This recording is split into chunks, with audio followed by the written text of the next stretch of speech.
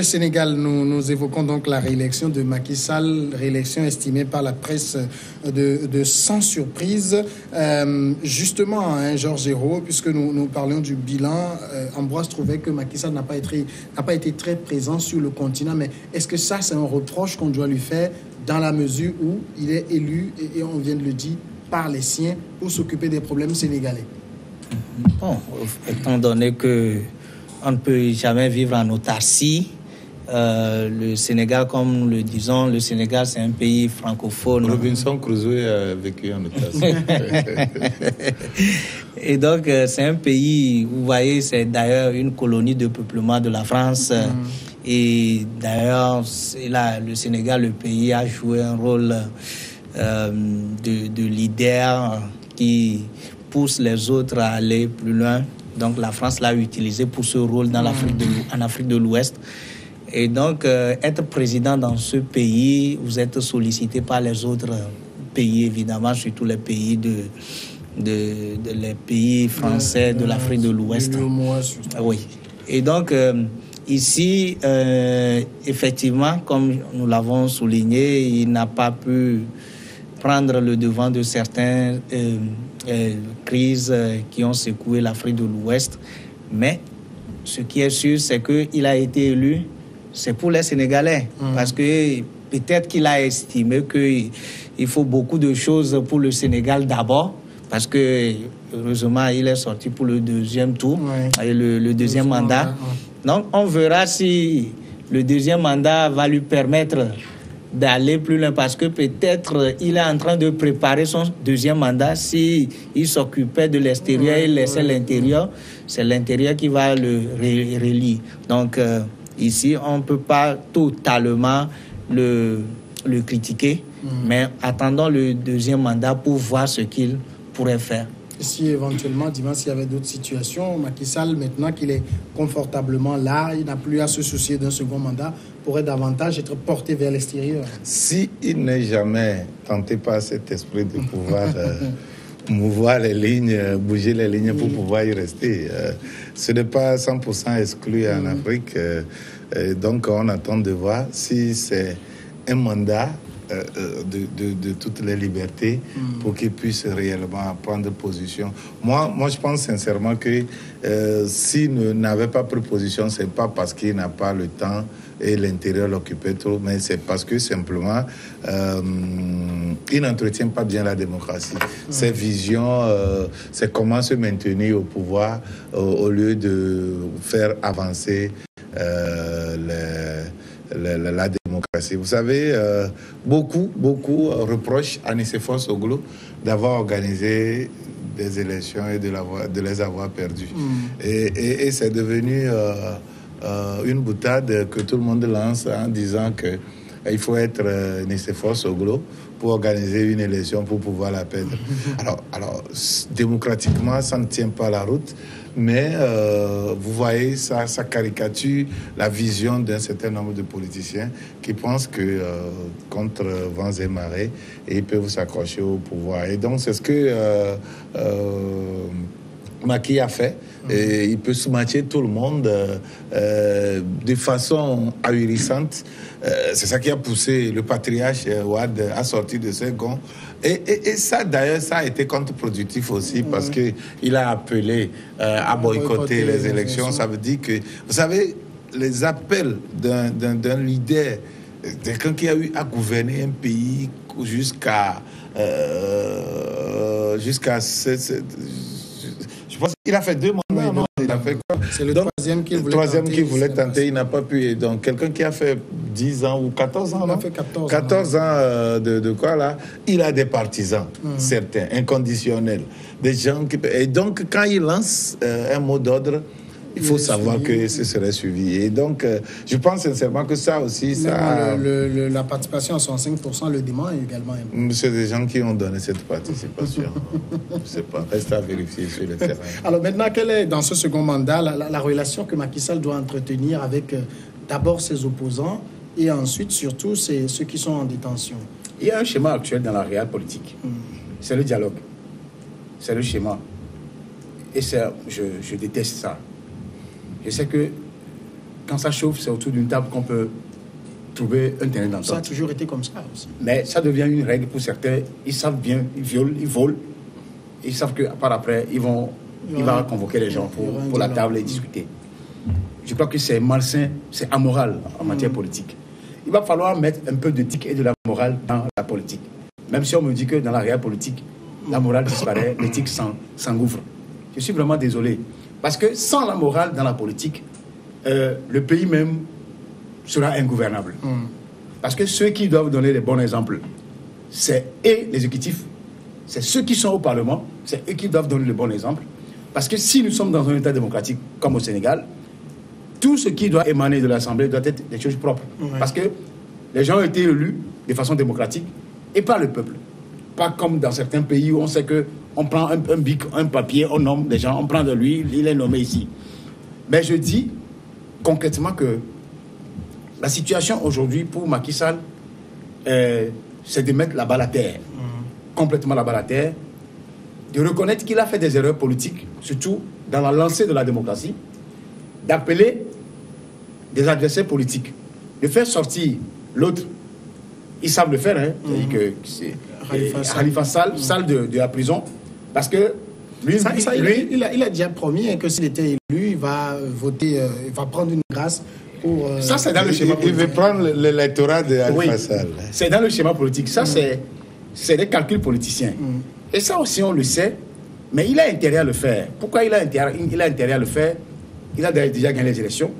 Il ne me dira pas que lorsqu'il a géré les ministères au niveau de la présidente de Wade, il n'a jamais touché un seul rond. Macky ne peut jamais me dire ça. Il a été 2 fois ou 3 fois ministre dans le gouvernement de Wade. Wade même a été ministre des Finances, ministre des Affaires étrangères dans le gouvernement de Diouf, avant d'arriver. Ce schéma qu'on n'arrive pas à mettre ici. Parce que ici, quand tu rentres dedans, tu es déjà bloqué. Et ceux qui bloquent effectivement, ils corrompent les gens. Maintenant, retournons au Sénégal. Je crois que Macky doit tout faire pour appeler Wade. Il peut même aller chez Wade, parce que Wade est âgé, 90 ans, presque. 94 ans. Il doit aller chez Wade, comme aujourd'hui, Soro le fait en Côte d'Ivoire, pour apaiser Wade. Wade est sur les nerfs. Bon, mais quand Wade appelle les gens à aller même casser les unes, c'est pas Dimas a oublié. Mais après, il s'est rétracté aussi. Oui, ça, ce n'est pas. Il a fait. Dimas l'a dit, il a fait un mauvais travail de patriarche, de grand leader qui a gouverné un pays. Ça, un président ne peut pas le faire. Il a manqué ça. Mais il s'est rétracté parce qu'il sait que c'est une erreur. Maintenant, si Macky veut solder les comptes, il va aller chez Wade. Il fait tout pour gracier Khalifa Sall et permet à Karim, à tout ce monde-là, ces partis politiques, d'aller aux élections législatives qui vont s'annoncer. Ça seul, même si c'est qu'il peut perdre en matière de légitimité à l'Assemblée, au cours d'une prochaine élection, il aurait quand même apaisé les cœurs. Sans ça, quand il va partir, les dossiers vont sortir. C'est comme ça. Même bien avant, sa gouvernance serait difficile. Parce que tu ne peux pas te créer des ennemis au jour le jour pour être en paix. Hein, quand toi tu vas... Non. À partir du moment où tu as des ennemis devant, des gens qui t'ont pratiquement fabriqué, et puis tu viens, tu les ériges en ennemis contre toi, je pense que même la nature ne te laisse pas. Il a quand même joué un rôle, même si je lui dénie ce rôle qui n'a pas pu jouer en Afrique de l'Ouest. La Gambie, c'est le Sénégal. Donc, s'il a pu gérer le dossier gambien, c'est parce que c'est dans son pays, c'est dans sa chambre. Et il avait intérêt à le faire. Et il a réussi. Il a réussi. Il aurait perdu. Ce serait chaud aujourd'hui entre la Gambie et le Sénégal. Donc, au moins, il a gagné des points, il a fait des infrastructures, il a rétabli la situation en Gambie, mais il a été toujours peureux sur le terrain ouest-africain, les plus difficiles comme le Togo. Pour moi, il a fait reculer la démocratie. On va le suivre de près pour éventuellement continuer par commenter le sujet sénégalais. On passe maintenant à la Côte d'Ivoire. L'Alliance pour le changement APC, un ex-mouvement de jeunesse pro-Ouattara, s'est constitué samedi en parti politique pour appuyer la candidature de Guillaume Soro à la présidentielle de 2020 en Côte d'Ivoire. Un deuxième soutien à l'ex-chef du Parlement en 2 semaines. L'APC se transforme en parti politique au terme d'une assemblée générale extraordinaire et annonce son soutien indéfectible à Guillaume Soro dans la perspective de la présidentielle de 2020, a expliqué Alphonse Soro, président de l'APC, donc ce mouvement de jeunesse autrefois soutien d'Alassane Ouattara. C'est clair, hein, Georges Hérault, que Guillaume Soro, même s'il ne l'a pas officiellement dit, sera dans les starting blocks pour 2020. Tout à fait, parce que quand vous voyez les démarches, les dernières démarches de Soro après sa démission à la présidence de l'Assemblée, vous voyez qu'il s'inscrit dans la logique de se présenter ou bien soit de jouer un grand rôle en ce qui concerne les élections de 2020. Et donc ce mouvement n'est que la bienvenue pour le pousser haut, ou bien carrément, vous savez, les politiciens, ils peuvent s'effrayer sur les idées de ces jeunes pour dire mais que si la jeunesse me demande d'aller, je ne peux que accepter leur demande. Et donc, c'est ça, c'est dans la logique, parce que l'autre fois, il était même parti chez Bédié. Il a fait des déclarations pour favoriser un peu Gbagbo.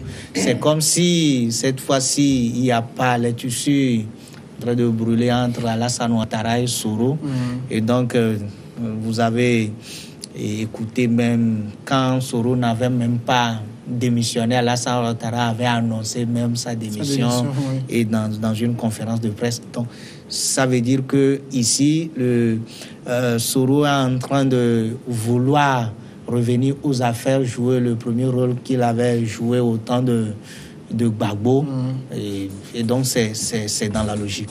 Et Soro, pour 2020, est-ce que l'idée est déjà ficelée pour lui, avec les soutiens qu'il engrange? Dans la tête et sur le papier, c'est déjà ficelé. Mais là, c'est sur le terrain qu'il est en train de jouer au stratège. Vous savez, le président actuel est en train de se prendre dans son propre rouleau compresseur. Dans la vie, la nature paie cash. Vous faites une chose qui est bonne, ça se retourne contre vous, positivement. Vous faites une chose qui est contre la nature vous le rend. C'est ce qui, malheureusement, va arriver à Soro. À Ouattara. Ouattara et Soro se sont partagés le rôle dans la rébellion pour pouvoir faire démettre Gbagbo. Aujourd'hui, Gbagbo a le vent en poupe, adulé par Charles Blegoudé, qui a dirigé la FESI après Soro, à l'université de Cocody-Wood, c'est Abidjan, quelque chose comme ça. Et vous savez que le terrain politique ivoirien se prépare déjà au campus, en Côte d'Ivoire. Même si c'est vrai que chez nous au Togo, ça se fait un peu, on a toujours doigté le cas de le faire. Mais en Côte d'Ivoire, le terrain politique est toujours travaillé. Le laboratoire, c'est les universités. Maintenant, qu'est-ce qui se passe? Les alliances que Ouattara peuvent qualifier de contre nature, parce que c'est dirigé contre lui, entre Soro, Bédié et Gbagbo, si Gbagbo revenait, même si Gbagbo ne revenait pas, il y a Koulibaly, Ouattara ne peut jamais s'en sortir si il n'a pas le soutien de la métropole, de la France. Parce que Ouattara a tellement laissé des empreintes depuis 2002, le coup d'État 2002, le Guéhi, vous vous rappelez? Beaucoup de choses se sursurent comme le monsieur est derrière ce coup d'État. Et moi, j'ai eu à rencontrer une journaliste ivoirienne qui était venue ici, qui m'a dit des choses sur le monsieur, pas forcément liées à l'ivarité, mais sur son ambition, coûte que coûte, d'être président en Côte d'Ivoire. Tout ce qu'il a foutu avec le père de l'indépendance, ou le vieux Houphouët-Boigny, cette dame m'a tout ressassé. La dernière fois, je lisais un document qui me ramenait tout cela comme un film. Cela veut dire quoi? Ça veut dire que Soro ne se lève pas un bon matin pour quitter le tabouret et aller dans le fauteuil. Il sait qu'il a un soutien derrière. Le soutien, c'est la même rébellion qui se retrouve aujourd'hui dans les forces de défense de la Côte d'Ivoire. Et si jamais Ouattara pétait les plombs de déjouer ce piège-là, le rouleau se retourne contre Ouattara. Ouattara le sait. Et maintenant, la chance de Soro est un fin politicien. Moi, je ne l'ai pas toujours aimé, de par sa fornication et tout ça. Parce qu'il a un passé qui doit solder au niveau de la Cour pénale, au niveau de la justice ivoirienne. Parce que quand vous prenez le dossier Gbagbo, le dossier est à double tranchant et c'est à double vitesse. Certains sont allés à la CPI, d'autres sont restés tranquilles. Demain, il peut les rattraper.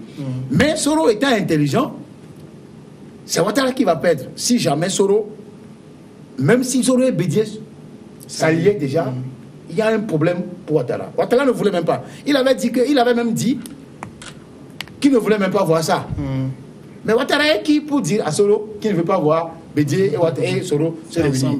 Parce que je sais une chose, c'est que la même rébellion qui avait grévé entre-temps, vous vous rappelez, avec ces militaires qui ont fait la grève pour avoir des milliards, c'est les mêmes personnes qui sont là et soutiennent Soro. C'est Soro qui les a guidés depuis Waké. Ouattara n'est que le financier à travers la métropole, à travers Dominique, avec sa société. Il y a tellement de choses à dire sur la Côte d'Ivoire. Donc je me dis qu'aujourd'hui, la balle, elle est dans le camp de Ouattara de baisser la garde, de jouer à l'apaisement pour pouvoir pacifier la Côte d'Ivoire. Sinon, la Côte d'Ivoire rentre inévitablement dans un autre brasier. Est-ce que actuellement, à voir la lutte de Guillaume Soro, vous pensez qu'il maîtrise la situation? Oui, il a toujours maîtrisé. Soro, c'est... Il y a un inconnu quand même. Ouattara, il n'a pas dit son dernier mot. Ouattara n'est pas un inconnu pour Soro. Soro sait parfaitement ce qu'il est en train de faire. Vous savez, pour l'avoir côtoyé un tout petit peu à Lomé, lors de son passage là, j'ai trouvé un garçon très très intelligent, un fait stratège, et il le démontre sur le terrain. Il a toujours démontré depuis qu'il est revenu. Ce n'est pas pour rien qu'il a pu échapper à tout ce dont Ambroise parlait tout de suite, c'est-à-dire les poursuites internationales. Là. Mais en même temps, sur le terrain, il prend tout sportivement, mais en jouant au stratège. Vous savez, les coups qu'il a reçus, il a pratiquement la plupart de ses collaborateurs qui ont été arrêtés. D'autres sont tués de façon mystérieuse. Du moins, deux sont morts de façon mystérieuse. Et en même temps, quand il devait partir, il a su donner une façade très très plaisante à son départ. Et quand il est parti, il s'est mis aussitôt dans la peau du rassembleur. Vous avez vu qu'il a créé premièrement le RACI, le Rassemblement pour la Côte d'Ivoire, et ça dit tout. Et le premier langage qu'il est parti chez ses parents à Ferke Sédougou pour pouvoir demander leur soutien et savoir que si je suis traqué de gauche à droite, je dois venir chez vous. Ce premier langage, c'est le langage de rassembleur. Et il s'est mis dans ce manteau de rassembleur. Il a défendu à ses parents de s'attaquer à Gbagbo, aux partisans de Gbagbo, aux partisans de Bédié, aux partisans de Ouattara. Et donc, il s'est mis au-dessus du lot. Et il envoie un message clair à tous les Ivoiriens qu'il est là maintenant. Et il a dit que s'il faut aller même chez Gbagbo pour pouvoir lui présenter ses excuses, il est prêt pour le faire. Et il lui dit, pourquoi on va lui demander de ne pas approcher Bédié quand eux-mêmes ils font tout pour s'approcher de Bédié. Et donc, il s'est mis dans une posture de rassembleur. Et ça va jouer contre Ouattara, qui a toujours cette vision machiavélique des choses, les bons de côté, les mauvais de côté, et il faut les matcher, il faut être contre ceci, et qui fait tout pour que Gbagbo soit maintenu à l'extérieur. Alors, celui qui va essayer d'avoir le cœur de Gbagbo, même si c'est de loin, va remporter facilement ces élections, à part les fraudeurs. Alors, Georges, l'autre peut-être inconnu de Ouattara dont je parlais, c'est aussi, il peut décider, pour s'en débarrasser, de l'envoyer à la CPI aussi. Bon, ça va être très difficile. Ça va être très difficile parce que il a envoyé un président à la CPI. C'est pas un Soro qui va lui être impossible. Oui, je sais. Vouloir envoyer Soro à la CPI, c'est une branche et chercher à couper la branche. C'est d'ailleurs ça. Parce que, vous savez, Soro a joué un grand rôle dans la cession au pouvoir de Ouattara. Mais il a su s'en débarrasser. Il s'est débarrassé de Soro aujourd'hui. Non, bon, dire que il s'est débarrassé de Soro, moi je vois plutôt que Soro a vu que l'ambition de ce monsieur, c'est vouloir... il aime le pouvoir, il ne veut pas lâcher le pouvoir facilement. Donc, ce que, comment l'appelle, M. Alassane Ouattara est en train de faire, vous voyez qu'aujourd'hui, il n'est pas clair dans sa position. C'est ce qui étonne. Il n'est pas clair par rapport à 2020. Tantôt, il annonce que la Constitution lui permet de briguer un troisième mandat. Tantôt, il dit que vouloir laisser à la nouvelle génération, etc. Le monsieur n'est pas clair dans sa position. C'est ce qui amène les autres à rebourser chemin, à être très clairvoyants pour qu'ils ne soient pas surpris par la position d'Alassane Ouattara. Moi, je dirais plutôt que c'est la position d'Alassane Ouattara qui met les autres en position de défense, qui les met sur leur qui-vive. Parce que, vous savez, c'était dans les accords que après Ouattara devait renvoyer l'ascenseur à Bédié. Aujourd'hui, Ouattara n'est pas prêt et il est parti organiser ou bien même mettre sur pied pour les rassembler dans ce grand parti, pour être leader. C'est-à-dire il ne veut pas que les autres émergent. Ça, c'est un. Au même moment, avec Soro, il ne veut pas que Soro s'unit avec Bédié. Et il ne veut pas que Soro aussi ait des ambitions pour les fauteuils présidentiels. Donc, sa position n'est pas claire. Et les autres aussi, il veut être en position de défense pour que s'il y a quelque chose, s'il veut briguer le troisième mandat, qu'il puisse faire obstruction à cette ambition. Est-ce que, parce que Guillaume Soro, il avance, il a le soutien de beaucoup de formations, de personnalités, mais est-ce que Ouattara a dit son dernier mot? Oui. Est-ce qu'il ne va pas chercher à mordre? Justement, cette question, elle est fondamentalement pertinente depuis que Gbagbo a été acquitté. Vous allez voir Ouattara sortir les griffes, cette menace de reprendre un troisième mandat lorsque Gbagbo est sorti. Parce qu'il a déjà compris que les alliances se tissaient comme les toiles d'araignée entre... parce que Soro a fait un voyage à La Haye, il a tantôt rencontré Bédié. Déjà, ça sonnait mal dans la tête de Ouattara. Et Ouattara, après avoir dribblé Bédié, tel qu'il a dit, effectivement, il a dribblé. Parce que c'est le jeu de l'ascenseur qu'il n'a pas voulu jouer, il ne l'a pas joué. Il a voulu dans la farine. Oui, c'est ça même. Il a proprement joué. Et Bédié n'a pas aimé ça. Bédié a plus de 82 ans. Bédié s'est fait aussi avoir, c'est un vieux roublard de la politique, un vieux briscard de la politique ivoirienne. Il s'est fait avoir comme un enfant. Bédié a eu confiance à Ouattara, sauf qu'Ouattara était toujours la faux. confiance en politique, Ouattara a toujours été faux. Les gens ne maîtrisaient pas Ouattara. Ouattara, même auprès du vieux, était toujours un faux. Aujourd'hui, ça va se révéler.